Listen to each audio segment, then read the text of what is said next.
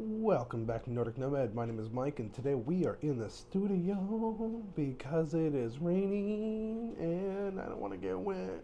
So, today we are going to discuss my recent trips to New York and Pittsburgh, and we're going to go over some of the details that I noticed between the two, some of the ups and the downs, and some of the things that I did and did not like amongst those trips. So, we're just gonna jump right into it. And so on my way to New York, I wasn't really aware of everything because I was like asleep, right?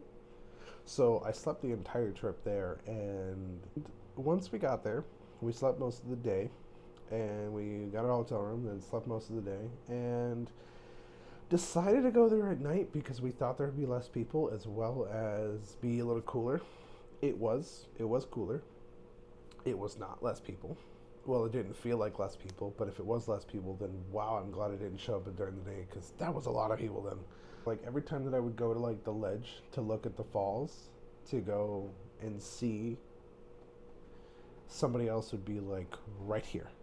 You know what I mean? Somebody else would be right there, and it would be very difficult to like view anything, and I couldn't get my camera out there. I couldn't do anything. There was just so much going on. Everybody wanted to get in and view, and like it was dark. The lights are pretty though. The point of it is though, is like I had this envision that Niagara Falls was this giant, grand, like massive waterfall that could not be comprehended in one single frame. But when I got there, it was dinky. At least the one that I was at, it was really small, and I was really, I don't know, disappointed with it, underwhelmed, I guess you could say, and it was still really pretty. Don't get me wrong, it was still really really pretty, and Niagara State Park is still the oldest park in America, which is cool. So there is some serious history there, and that's cool, and that was worth checking out. But on the American side, at least where I was at, it wasn't the view that I was expecting. So I had this expectation that was not fulfilled. So it was kind of my fault for having that thought prior to going without just keeping an open mind. So it was kind of underwhelming for me, but I still really liked it. And I didn't have all that much expectations for Pittsburgh, to be honest with you. And I mean, maybe I feel kind of bad about that because on the way there, I was reading Google reviews and reading all kinds of stuff from Google, and I had heard that it was a boring city. It was a high crime city. There's also a high economy there, which I thought was really interesting. How do you have a high economy and a high crime rate? But whatever, I guess. I mean, it's cool. Of course, it's a big, big city because it's a much bigger city than Niagara was, for sure. I was really interested in the architect of how the buildings and how the landscape kind of went into tow together a little bit, because like the buildings were on the side of the hills, and I thought that was really cool coming from a flat state. Well, Lower Peninsula is a flat state basically, and it was really interesting to see how they've almost integrated like the hills into the livelihood, and they just don't care. Like no one cares. If you go up a hill that feels like a 90-degree angle, nobody cares. And that's what baffled my mind, is like when I was out exploring, there was so many hills. Everything was uphill, and it didn't matter which direction you went, it was always uphill. And it was, I swear, I remember like driving, right? I'm sitting here driving, right?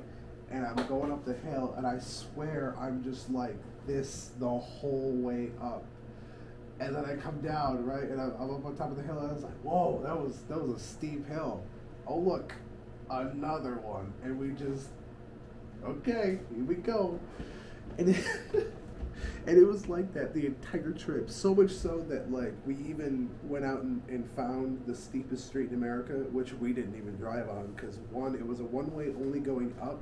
The road was shaped like that. It was weird. It was like up, but it had like a little hill on top of the hill, so it was like a double hill, and like the bricks were stacked into each other, so it was like staircases out almost, right? So you could step onto the ledge of the brick to step up. And that's how I ended up climbing up the road. If it was smooth, I don't think you could drive a car up there, which I'm assuming that's why the bricks are laid like that, is to get traction on the car. I'm assuming. I don't know. And then, right after showing up there, we went straight downtown because we were super hungry, right? Because we wanted food, right? We go to this place called Burgatory, which I've never heard of, but apparently is fairly popular because I saw another one in Pittsburgh elsewhere. I don't know if it's a Pittsburgh thing only, but eh.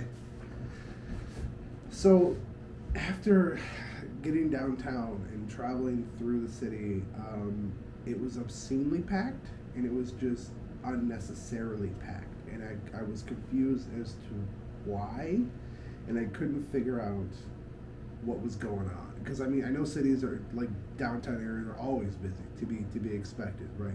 But they're never like this busy. This was like bumper to bumper all the way through, like downtown New York level of like busy for no reason, right? In Pittsburgh, right? Right there, right? And I couldn't figure out why. What is going on? And everybody is wearing a Steelers shirt, right? Everybody is wearing their green and gold, I think it is, or green and yellow. I'm not sure. If you're a Steelers fan, I'm sorry. I apologize. And I discovered that the Steelers were playing the Lions. It took us probably 45 minutes to go like 5 miles to get out of like the downtown area so we could explore elsewhere. And at this point, we were so like just hungry and fed up that we wanted to go get food and just get out of town. But like the main priority was just getting out of town at this point because everything else was at a loss. So it was like, oh, well, all right. I guess we just get out of town. And then, right, I think we got no, I don't know what we got for food, but I think it was fast food or whatever. It wasn't anything like amazing. I don't remember. But we finally got out of like the town area and went into like a little suburb, and we pulled into the other little restaurant, and there was a Burgatory right next to it. And it was like, really?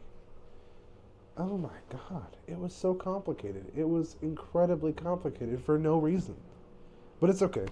We did end up doing some exploring with the fountain, which was super cool, that I swear was like 30 to 40 feet tall, without a problem.